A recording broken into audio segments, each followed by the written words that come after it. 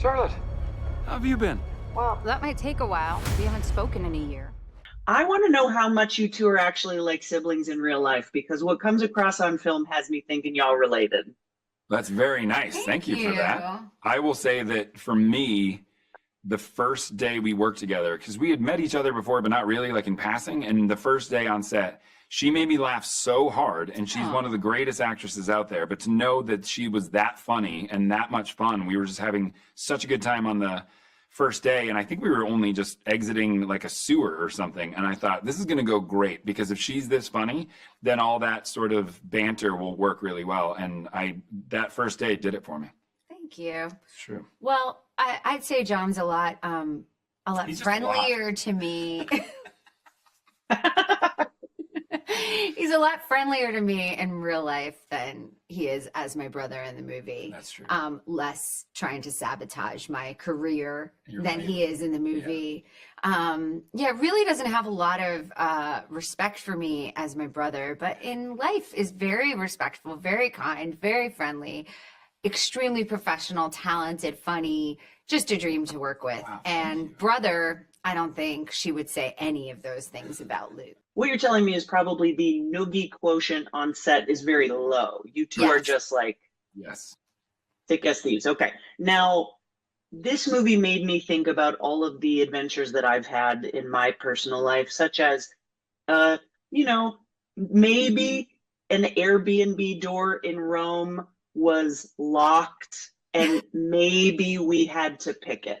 I'm just saying. Nice. By the way, well done. Yes, impressive. Yeah, I don't know how my husband and I pulled that one off because we are not that smart normally. But anyway, do any real life adventures you've had come up when you think about stuff like that?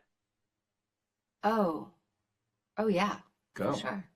No, I mean, I've had some. I did a lot of like adventuring, if that's the word, right? I was like adventuring. No, adventuring in my 20s before I had kids. And I went out into the desert alone with some Bedouins and slept outside in a tent. And then there was a crazy rainstorm with like lightning and thunder in the desert all night, where I was just like, coming to the desert hoping to see all the stars, and instead being like in a storm with nothing but a tent to protect me. So I had my share of like cool, wild things. I went to Guatemala once and was like in a very small plane from one city to another that was like maybe gonna break. You just did this like it was propelled by a bike. I was whoa, like this. Because this is how you pilot. Yeah. If you didn't know, now you know. Well, now we have a sequel. Yeah. Now I know what the sequel is. Oh, I love it. And John, are you like the level-headed one when you're traveling, or are you kind of more like your character? I kind of go headlong into whatever's happening and don't ask a lot of questions, which sounds super cool until you get into trouble and I'm like, oh, we're not supposed to be here.